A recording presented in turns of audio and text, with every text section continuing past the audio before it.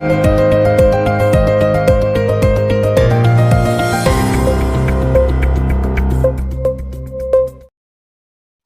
আলাইকুম।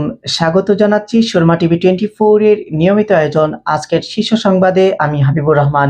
শুরুতে জানিয়ে দিচ্ছি আজকে দেশের শীর্ষ সংবাদ। বিশ্বাসযোগ্য নির্বাচনের জন্য প্রস্তুতি নিচ্ছি বলে মন্তব্য করেছেন ডক্টর ইউনূস। বাড়ছে নদীর পানি, ফেনীসহ দেশের 6 জেলায় বন্যার সংখ্যা। জুয়েলারি প্রতিষ্ঠানে অনির্দিষ্টকালের জন্য ধর্মঘট চলছে। ইশরাকের মেয়র পদ নিয়ে সিদ্ধান্ত নেবে ইসি, বললেন আপিল বিভাগ। নির্বাচনকালীন সরকারের রূপরেখা প্রস্তাব এনসিপির। বাংলাদেশ থেকে 1 লাখ কর্মী নেবে জাপান, সমঝোতা সই। 1 জুন থেকে বাজারে পাওয়া যাবে নতুন ডিজাইনের টাকা।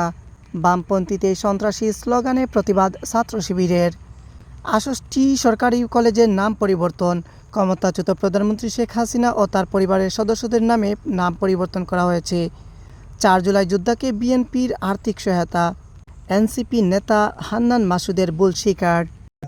প্রিয় দর্শক, এতক্ষণ শুনছিলেন দেশের শীর্ষ সংবাদ।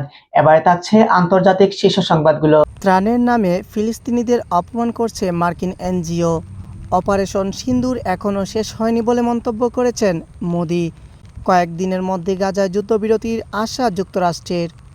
যুক্তরাষ্ট্র থেকে 940টি অস্ত্রের চালান পেয়েছে ইসরায়েল। ফিলিস্তিনিকে স্বীকৃতি দিতে বন্ধুর পথে হাঁটছেন ম্যাক্রো। প্রিয় দর্শক, এতক্ষণ শুনছিলেন সুরমা টিভি 24 এর নিয়মিত আয়োজন আজকের দেশীয় শীর্ষ সংবাদ এবং আন্তর্জাতিক শীর্ষ সংবাদ। এবারে থাকছে আজকের খেলাধুলার সংবাদ।